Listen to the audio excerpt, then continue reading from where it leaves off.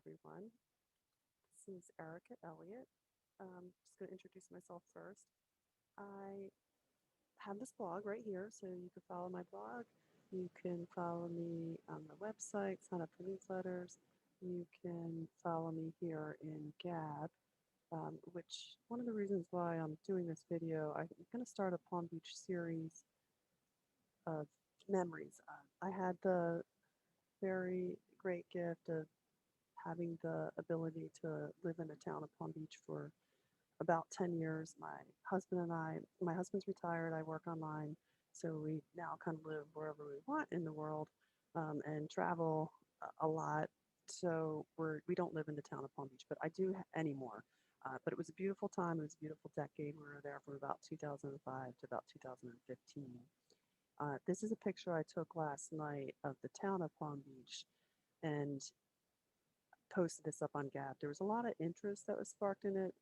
Some of it being these weird like camera things, which was kind of made it funky and a fun little discussion that we're posting. But I realized, people are hungry for original content, and I thought this was a good time to talk about my own experiences in the town of Palm Beach and sharing it with all of you. And then you can kind of go do your own research from what I've shared. Everyone has a unique story. We all, I like to say, have a storybook inside of us. Starting with myself, I finally got this one published a few years ago. It's obviously a true story. It's called Love and Taxes. I'm a tax accountant originally. This is my 32nd tax season. I still help some people working with some families to solve their complicated problems. Trying my best, but this is the stories that my husband Keith told me when we were getting together. And like all great stories, we had to find, we were forging our own new path. And at the time, he had already retired from being a executive, and I was doing his taxes. He was down in the town of Palm Beach. So that's a lot of interesting people he had met over his career and making good business decisions. How do you do that? Complicated business models. So that's out there for you to read if you have a chance. Okay, so what I really want to do here is I'm going to just kind of go through the map a little bit with the town of Palm Beach. Maybe yeah, so let me come up here a little bit. So I'll try to do this real quick. I'm going to try to stick under 20 minutes. So this is, if you've ever seen a USA Today newspaper laying around an airport while you're, waiting for your delayed flight, this is Lake Okeechobee. You've seen that probably lots of times. It's a weird name. Like a lot of places in America, the names that Native Americans had given things, they didn't have a written language. So these are phonetic spellings using English. That is how we came up with the written form. So that's what they call this lake, Lake Okeechobee. It's been around for a long time. There's a lot of interesting history. It's currently controlled by the Army Corps of Engineers, and I think also, unfortunately, maybe like government officials as well. But because of that, they control. There's a dam that is very old, that's all along this east side of the lake. When I first moved here in 2005, there was a huge amount of um, lack of rain, and there was a lot. It was down to like 6 feet at some points in the lake. It got down so low. Now it's, I think, more like 12 to 15 feet is optimal. They actually run off the lake if it gets too high because the dam is too old and cannot necessarily maintain the amount of water in there if the levels get too high, if there's a lot of rain. So as usual, when people get involved, we kind of screw up Mother Nature, who's a lot better off sometimes without us messing with it. One of the cool stories is someone found a Spanish galleon, I think is how you say it, a Spanish ship from like the Armada is stranded in here. So at some point, back in the 1500s, I guess, uh, the fort was up at St. Augustine, was the oldest original city in Florida, in the United States. The Spanish were here, so there must have been a lot more waterways, going back and forth, here. So that's kind of interesting. Okay, so some of the confusion about all the palm beaches and palm this and Royal Palm, and you can see that that's a Palm City, right? So this whole area is Palm Beach County. It's one of the largest counties in the United States, at least in the state of Florida, if I remember correctly. It's about 1.3 million people that live in the county. The city of West Palm Beach is right here. It's the capital of the county, I guess the county seat. And if we zoom in a little bit, you'll see this scrawny little island right here in front of West Palm Beach. So that is the town of Palm Beach. So I come back over here. So this little isthmus right here, this is a barrier island all made out of coral. So it stands up really well to the test of time with the ocean. This is more marshy back in here. So this is the Palm Beach Inlet. The port of Palm Beach is right here. So for some of you that have taken little cruises for like 3 nights over to the Bahamas, you can see how close this is. It's about 90 miles away, not maybe nautical miles, which is a little bit different than a regular mile. So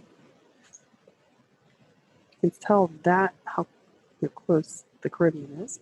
Okay, so the other interesting thing about this tip of the island is you see this little green spot? That is called Peanut Island, right there underneath it, the word Riviera Beach. And that was I think a 1940s World War II bunker that was outfitted out for JFK when he was down here with his family wintering. I think they even called their house the Winter White House. The Kennedy compound is about right here. It's no longer owned by that family. It's owned by a private family. But if for those of you old enough remember the 80s, when the Kennedy Smith rape trial was broadcast for all of us to watch on C-SPAN for it seemed like months on end, and did Kennedy Smith, one of the family members, actually raped this girl or not? And it just went on and on and on. So that trial happened over here in Palm Beach County at in the city of West Palm Beach, where the county seat is. If you remember the Hanging Chads, it's the same place when the Bush-Gore election took place. So that's in that same building as well. Right here, where it says tennis, that's the Palm Beach Country Club. It's historically Jewish, and it's still, I think, primarily a more Jewish club. This is a picture right in front of it. I call the Ocean Curve. That's where, right in front of the Palm Beach Country Club, along that stretch, is where all the surfers come to surf when it gets more rough on the Atlantic Ocean there during the winter. So that's kind of cool. I have some photos like this, and I painted that little island up there. That's a Singer Island up there in the north part that you can see there in the distance. So the interesting thing about the country club is back in the 60s, they were the only club on the island that let the Kennedys in. They were the Jewish club, and the Kennedys were Catholic. So it's kind of funny, but because the Christians the Protestant Christians were running the other clubs, and they didn't want any Catholics in their WASPy clubs. So I thought that was pretty kind of funny little fact for where we are today. Then they all have really hefty initiation fees to get into. So I think that Palm Beach Country Club is like $250,000 to $500,000 to put down to get in. So not a lot of people can do that. That is where Madoff actually took money from all of the members there. It was like his friends. So that was where they would play golf as well. You also and kind of cook up the scam, I guess, and that's how a lot of people ended up building trust with him. And unfortunately, lost a lot of money. I think it was 25 billion actual money that was lost in that scam back in 07 or 08 is when it was discovered. And then the other thing you see there is you will see old pictures of Kennedy with his bodyguards, with I think usually like kind of machine guns protecting him. They were playing on that course as well. I think his dad is with him in some of those pictures.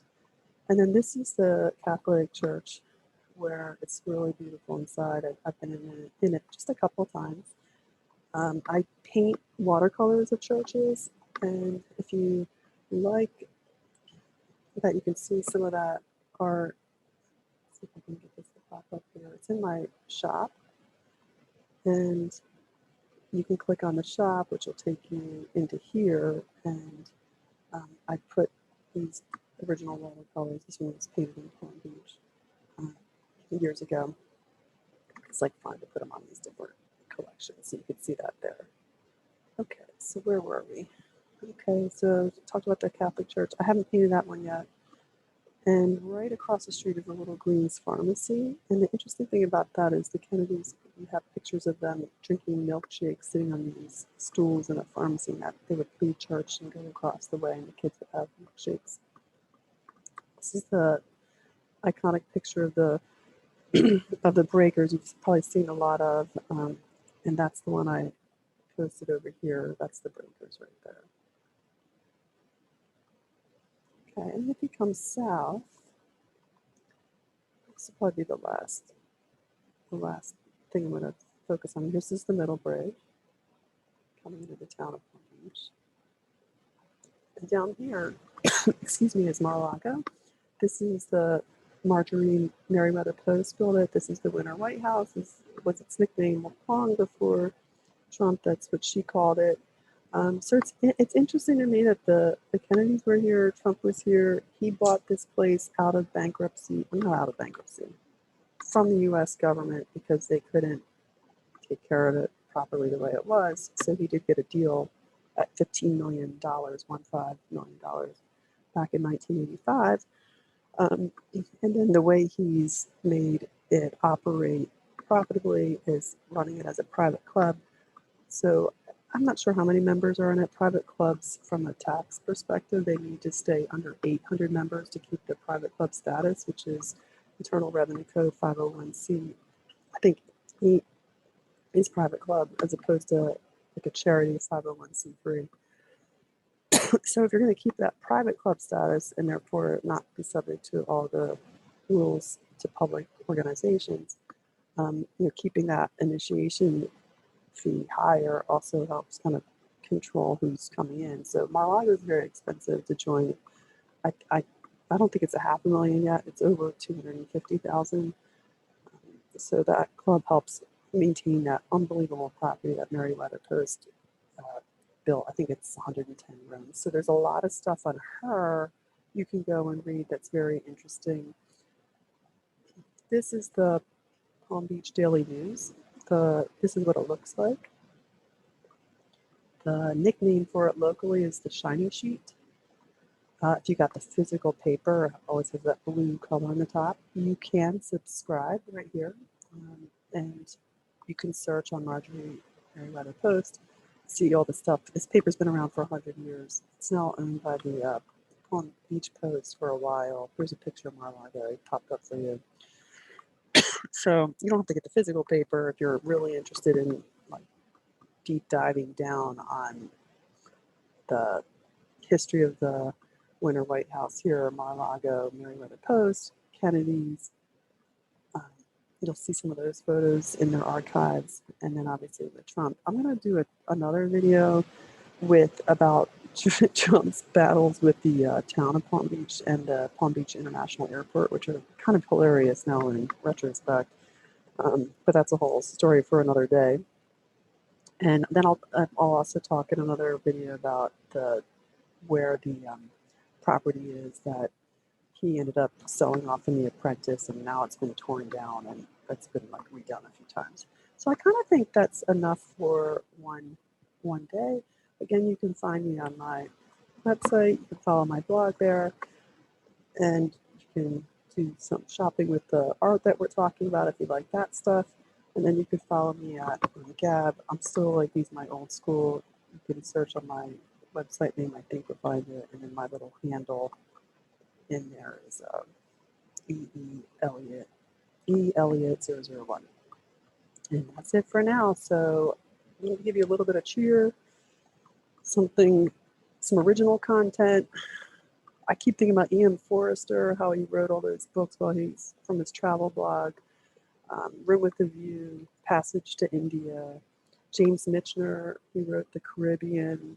So they basically traveled a lot, and then they turned them into books, either novels or like true kind of factual, just travel blog books. So I kind of feel like that's what I'm doing here with all of y'all now that I'm down here in Florida for a little bit before we take off and head somewhere else. I thought I'd send you a little bit of eye candy to think about something different. So namaste. See you next time.